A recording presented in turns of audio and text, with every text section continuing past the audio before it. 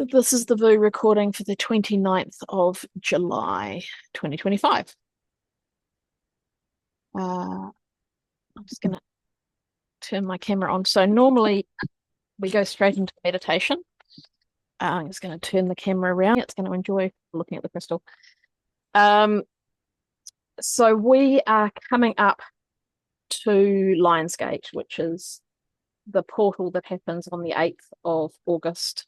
So the 8th of the 8th every year. The 8 is the power number because it's like the infinity symbol. It just keeps going and going and going and going. There's never a gap. The energy will continue to build until you get through the 8 energy. Okay. But this Lionsgate feels different because just for a few reasons. Firstly, because we are in Mercury retrograde, which is a very inward time. So that energy, that power energy, is directed into our inner plane rather than our external life. Okay. Secondly, we are in a 9-year. So on January 1st or December 31st, depending on how you measure time, we're going to end a 9-year cycle and we will go into a beginnings of a new 9-year cycle. So whatever energy you carry with you around that time sets you up not just for the next year like normally, but for the next 9 years. So this new year, really good idea to be in a positive space. Right? Really good idea to set yourself up for a positive experience. Okay. And believe it or not, this is the beginning of that energy. This is when we start to make our choices of what energy we're going to invoke for that change. So on Friday week, when it's Lionsgate, the power door opens and we have a chance to start to manifest the path ahead. And then there's a few other little portals and little eclipses and things like that. And then we have Spiritual New Year on the 22nd of October, which is another door opening, and it's the beginning of that 1-year energy comes in on the 22nd of October. We start to feel the year to come's energy on the 22nd of October. And then we have the 11/11 portal, and that amps it up again. And then we have solstice, and then it's game on. So we have several little pit stops along the way to anchor that energy in. But this is the beginning of, well, in one perspective, this is the beginning. One could argue that the beginning was 9 years ago, but we won't get into that theosophical or philosophical discussion. For me, this feels like a real moment of choice. And with Mercury retrograde directing us to our internal world, that's where the choice starts. So there's that aspect of looking at stuff. The other thing that I'm seeing in people is this, I don't know how much understanding everybody has. So let's go back a step. Back in the day when the astral plane was a clear, lovely place to hang out, and we would travel in the astral plane to manifest, if our souls went to the astral plane,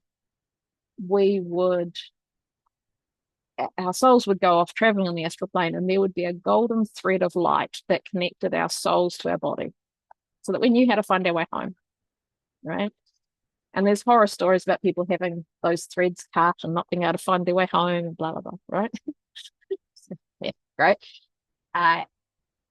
Now that's true for when we go to the VU, there is a golden thread of light that connects our consciousness to our bodies. When we dream, there's a golden thread of light that connects our soul to wherever it's going in our bodies. So if somebody is in their body and they are 100% present, as we of course all are, because we're such good girls, we're walking in our power, then there's no golden thread because we're in our bodies. So there's nothing to connect to, right? In an ideal world, we should all be here and be present in our physical bodies. What seems to be happening at the moment is that we are sending parts of ourselves off to retrieve things. And so when I look at people out in public, most people have 6 to 25, 24 strands of golden light attached to different parts of themselves going off into other spaces of consciousness to try and retrieve things they've lost. So that tells us a few things. First of all, I've known for a while that we're coming to a moment in history where we're being asked to hold all of our power and all of our gifts and all of our glory and anchor it onto the planet so that the Creator can celebrate that. And I've known for a while that most people are terrified of doing that because they feel like if they hold that level of power, they're going to get hurt. And so they've hidden those things across the multiverse to be retrieved at a later date so that they didn't appear too powerful and get taken down a peg. Right?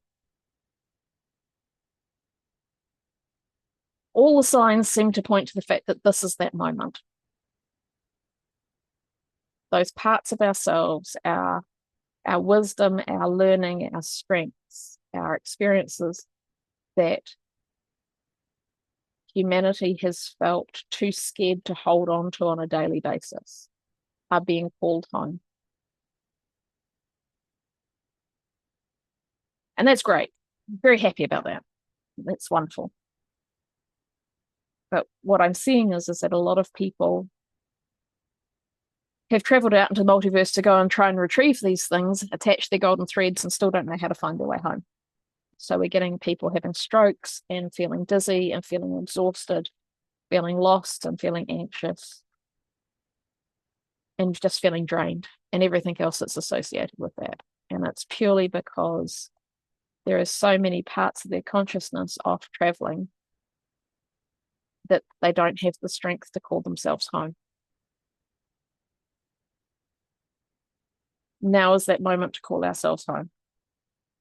So my intention tonight is that we give you the strength to call those things home and to pull yourself back so that all of your gifts and all of your power is at home in your body.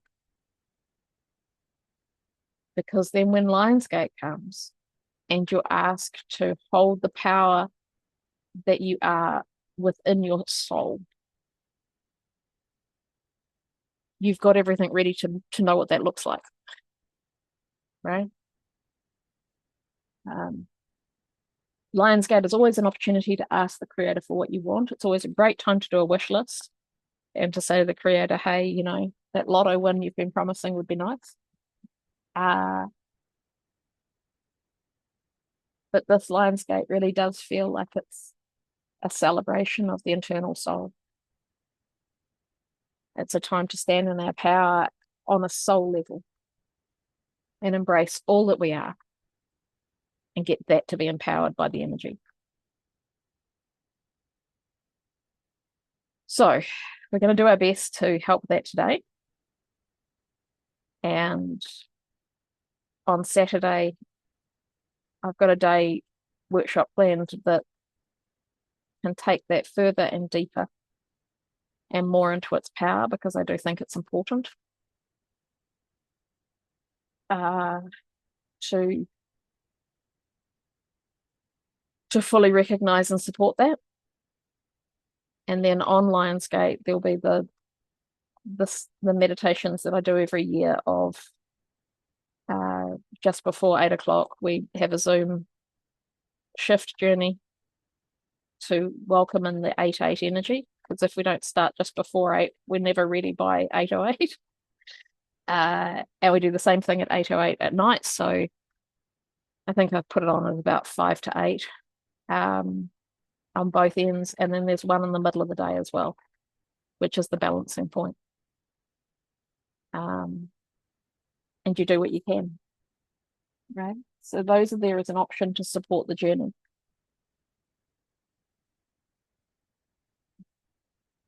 That it just feels like it's time to come home to ourselves. Any questions? Yep. Yeah. The intention that we held when we were putting the energy in, we hold that during tonight's journey. Is that good to do? I think that's the seed for the beginning of the next 2 weeks, to be honest. I think the more clarity you can get around who you are as a soul and why you're here, and even if it's just, oh, it's that funky little fluffy feeling in my, right elbow. If that's all you can get, that's better than nothing. So even if it's just a feeling, that's good. That's a start. It's somewhere to anchor into. Yeah. Any questions? It's not like you. I know. On my Zoomies, do any of my Zoomies have questions? No, all good, thank you. No, thank you. Okay. You're right? Okay. The only other part of this that I think is important, and try to get the visual around this, because if you've got a visual mind, this will really help. Okay. Let's pretend that your wisdom is represented by 20 different crystals, right? And every part of your soul strength is held by a different stone. And you know that if you incarnate, especially if you incarnated the 19 anythings, you knew that coming in, holding your full 20 stones worth of power would have caused problems, because holding that much light would have been seen as threatening. And how dare you be that powerful, especially if you're holding the divine feminine. So what do? You go, right, I had a nice lifetime on the Pleiades. I'm going to take one of my stones and I'm going to bury it in a temple on the backside of the Pleiades, and I'm going to leave that there. That'll be great. And I had a really good lifetime in the New Forest in England, so I'm going to break one of these stones in half, and I'm going to put one in this tree and I'm going to put one in this tree. And then when I go there, I'll be able to put them back together. That'll be fine. And Sally and I both have the same problem, and we're together. Okay, I'll cut mine in half, you cut yours in half, and we'll take half each. And then next time we see each other, we'll put them back together and she'll be right. Right? So we come up with all these ingenious ideas over the millennium to hide and smuggle away the various different little memory capsules of wisdom, thinking we're extremely clever. Yeah. And then we get to this point where it's time to call those home. And in the huge expanse of time, that those things have been away from us, sometimes they've been exposed to really dark energy. Not that Sally and I would do this to one another, but say the other person was a bit of a prick. They're holding onto your stone, and then they fill up with dark energy without meaning to, without knowing. And then you see them and you retrieve it back, and some of that energy comes with it. Perhaps the temple on the other side of the Pleiades had a rough day, and that energy's in them, right? So as all these things come home to you, you've got to make sure they're clear, because you don't know what's happened to them between now and when you laid them down. You don't know if a piece of your heart went with them and you lost a little piece of yourself as well, and that part is wounded and lying with them. You don't know if in the breaking of them a little tiny shred dropped off. All of those things have happened and are possible. So when we call them home to ourselves, always make sure that you've got the violet flame around you, or the ultraviolet flame, or Pele's flame, or whatever cleansing juice you like to use, so that as those things return back to your soul, they are cleansed of anything of a negative nature. And always make sure that as they come back, you check that they're whole and complete. Right? Because we want them to be whole and complete and loved and in a beautiful space. And there's going to be times when you're not conscious of doing that. You're not conscious of the fact that the person walking towards you on the road and whose eye contact you get, and they smile at you and you smile at them, and instantly you swap stuff. You're not going to be aware of that. So tonight we're just going to set a program that anything that returns is cleansed of anything of a negative nature. We're just going to hedge our bets. And every time something comes back, celebrate it. Because we're returning back to ourselves now, and it is time to stand in our full power. And that is amazing, and it's beautiful, and it's great, and it's pant-wettingly terrifying and worrying, because we're programmed to believe that when we stand in our full power, we're going to get hurt. So we're going to choose to celebrate. We're going to choose to claim it. We're going to choose to stand in our light and to hold each other in that space, so that nothing of a negative nature, be it human or otherwise, can do anything. Because now's the time. Okay? Everyone all right with that? Good? Everyone on Zoom all right with that? Certainly am. Absolutely. Good. I feel like I'm getting you all to sign soul contracts by agreeing.